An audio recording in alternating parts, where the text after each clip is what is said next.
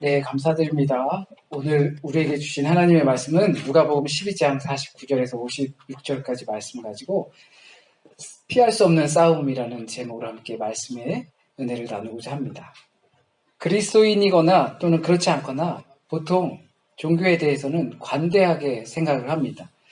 종교 하나 정도는 갖고 있는 것도 좋다고들 생각합니다. 그러는 대부분의 이유는 좋은 말을 가면 듣고 또 좋은 생각을 하게끔 유도될 수도 있고, 그리고 또 좋은 일을 할 수 있게끔 유도될 수 있는 곳이 종교단체라고 생각하기 때문입니다. 만일 그렇지 않다 하더라도 명상이라든지 마음을 차분하게 해서 자기 스스로를 위로할 수 있는 것이 종교라고 생각하기 때문입니다. 대부분의 사람들이 그 종교를 대할 때 처음 이렇게 생각하기 마련입니다. 이러한 정의들은 종교를 처음 접할 때 그다지 이질감을 갖게 하지 않습니다. 종교라는 것은 착한 마음을 갖게 하고 좋은 생각을 갖게 하고 할 수 있으면 좋은 일을 베풀 수 있게 하는 것이다라는 정의를 생각할 때 사람들이 그거 좀 이상한데 내가 추구하는 삶과 다른데 이렇게 생각하지 않고 이질감 없이 받아들이게 되어 있습니다. 그래서 종교는 적어도 나 개인에게는 유익한 것이다 라고 생각하기 마련입니다. 그러나 나 개인에게만 유익한 것은 참된 종교가 아니라는 것을 아실 줄 압니다. 그러나 예수께서는 우리가 알고 있는 것과는 조금 다른 말씀을 하십니다. 그리스도교도 역시 종교 안에 포함되어 있는데 오늘 말씀 가운데 보면 그와 같은 우리가 종교에 대한 이미지를 갖고 있는 그런 말씀을 하지 않습니다. 예수께서 사역하시는 이유, 말씀이 육신이 되어 이 땅에 오신 이유, 우리를 부르시는 이유, 그 이유를 복음서를 통해서 여러 차례 말씀하시고 또 자신이 십자가에 달려 화목 제물로 드려진다는 것을 말씀하시고 예로 들고 하시지만 그 오신 이유가 오신 것 때문에 우리에게 미쳐지는 영향에 대해서 하신 말씀이 우리에게 그리 평화로워 보이지 않습니다.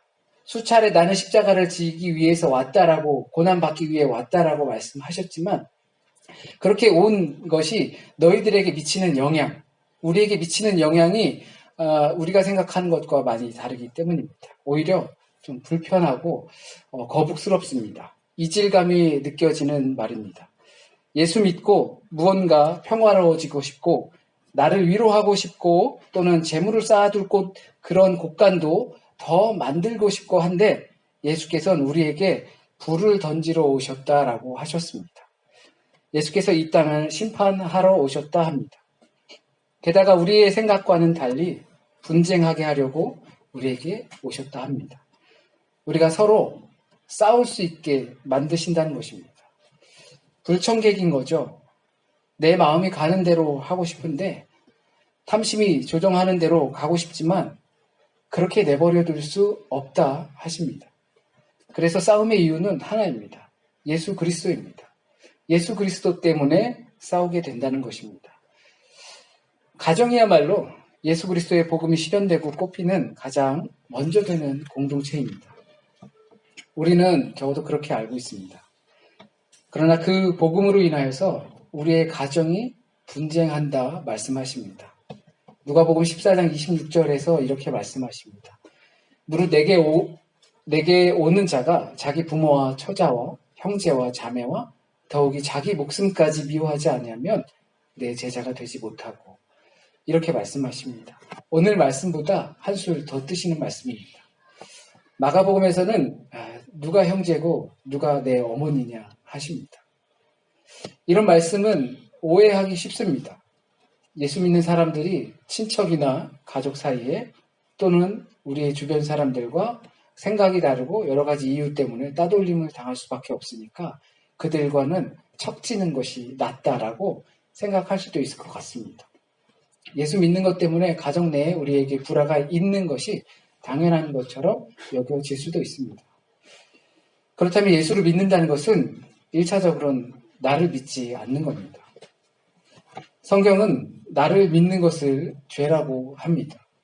그리고 예수를 믿는다는 것은 우리 눈앞에 보이는 것들을 믿고 의지하지 않는다는 것입니다. 그것을 성경은 탐심이라고 합니다. 내 눈앞에 보이는 것을 믿고 의지하는 것을 탐심이라 합니다. 그 탐심의 결과 인간은 불안을 잠식시키기 위하여 더욱더 소유에 집착하게 됩니다. 눈앞에 보이는 것에 더 집착하게 됩니다. 지금이 바로 항상 준비하고 있어야 할 때라는 것을 그 탐심은 우리로 하여금 모르게 합니다.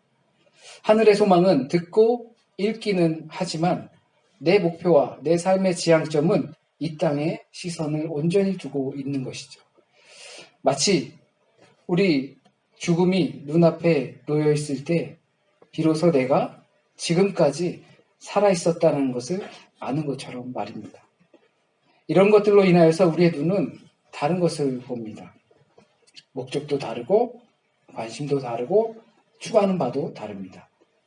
그렇기 때문에 우리는 분쟁할 수밖에 없습니다. 왜냐하면 십자가의 도가 멸망하는 자에게는 미련한 것이고 구원을 받는 우리에게는 하나님의 능력이 되기 때문입니다. 예수를 믿음으로 우린 다른 시선으로 세상을 보고 다른 감정으로 세상을 살아갑니다. 그런 찬송이 있죠. 이전에 주님이 내가 몰라 영광의 주님을 비방했네. 그렇기 때문에 우린 싸울 수밖에 없습니다. 주님을 알았던 시간과 그리고 이제 몰랐던 시기와 알 시기, 그 후의 사람은 완전 다른 사람이 되기 때문입니다. 그렇기 때문에 우린 거짓 평화와 싸울 수밖에 없습니다. 남들이 가지고 있는 것, 그것을 가지면 평화로울 것이라고 하는 것, 그것을 거짓이라고 하는 겁니다. 그러니 그 거짓 평화와 맞닿으면 참 평화에 있는 자들은 분쟁이 있을 수밖에 없습니다. 요한복음 14장 27절에서는 예수께서 평안을 너희에게 끼치노니 곧 나의 평안을 너희에게 주노라. 내가 너희에게 주는 것은 세상이 주는 것과 같이 아니하니라 라고 말씀하셨습니다. 세상에선 이게 평화야 라고 주장하지만 주께서 나는 그걸 주러 온 것이 아니야 라고 말씀하십니다. 그건 거짓이야. 그러니 우린 그것들과 싸울 수밖에 없습니다. 그러나 문제라고 할 수 있는 것은 우리가 거짓을 구별할 수 있는가라는 것입니다. 그러니까 지금까지 우리의 세상에서 무엇이 거짓인가? 그러면 그 거짓을 어떻게 구별할 수 있는가? 우리가 살아가고 있는 세상은 성경보다 자그마치 2000년이 훨씬 지난 시대입니다. 이 말의 뜻은 많은 시간이 흘렀고 시간이 흐른 만큼 시대는 복잡해졌다는 뜻입니다.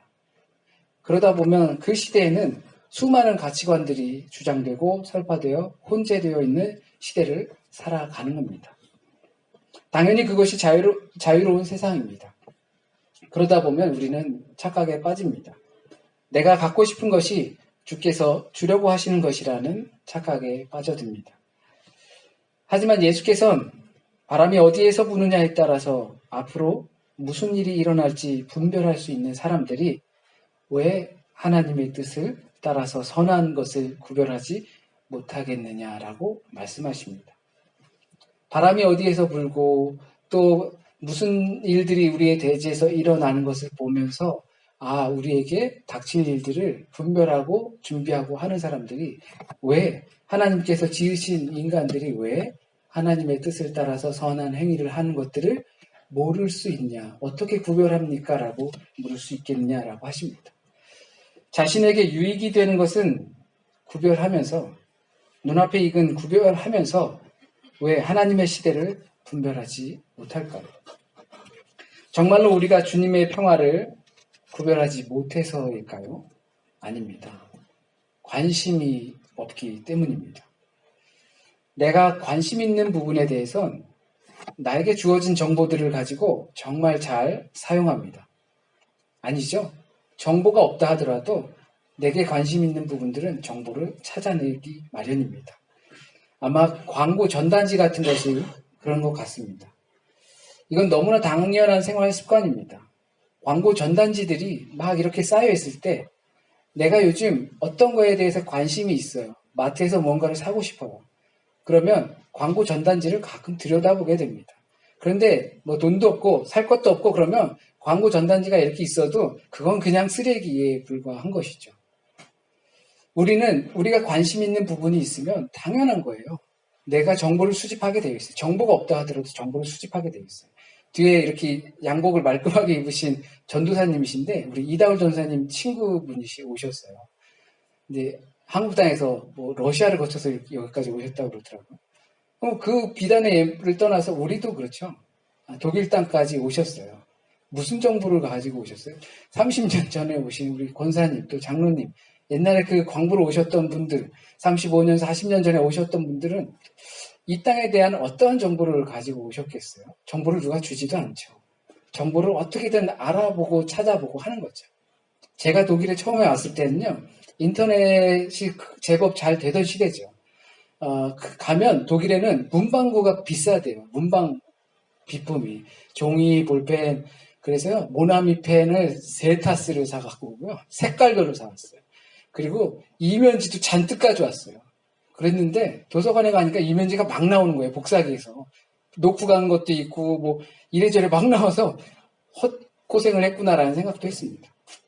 내가 필요한 게 있으면 정보를 구하기 마련입니다. 하물며 하나님의 창조에 의해서 생긴 우리가 하나님의 선한 뜻을 따라서 살아가고자 한다면 우리가 그것을 구별하지 못하겠느냐라는 겁니다. 관심이 없는 거지. 그것을 성경은 외식하는 자여라고 예수께서 말씀하십니다. 관심을 표현하고 있는지 모르겠지만 실제로 마음은 딴 데 가 있다는 거죠. 이런 외식으로 평화를 유지할진 모르지만 그 평화는 거짓된 또는 위장된 잠시 잠깐의 평화일 뿐이라는 것입니다. 그 평화는 그리스도인들에게 싸움의 대상이 된다 말씀하시는 겁니다. 그렇기 때문에 우리의 싸움은 혈과 육이 아닙니다. 어쩌면 우리가 생각을 갖고 살아가는 한, 생각이라는 것이 있는 한, 이 싸움은 끝이 없을 겁니다. 그것이 우리가 불안 가운데 살아가는 이유입니다. 이것이 살아있는 증거입니다. 그렇기 때문에 생명을 위해 우린 싸워야 합니다. 이러한 싸움을 피하려 하지 마십시오. 정조를 지키는 미망인이 허벅지를 꾹꾹 찔러가며 자신의 약속과 그것을 지키기 위해서 싸우는 것처럼 우리는 스스로와도 싸워야 하고 그리고 거짓된 평화를 주장하는 것들과도 우리는 싸워야 합니다. 함께 찬양 드리시겠습니다. 나 주님이 더욱 필요해 함께 찬양 드리시겠습니다.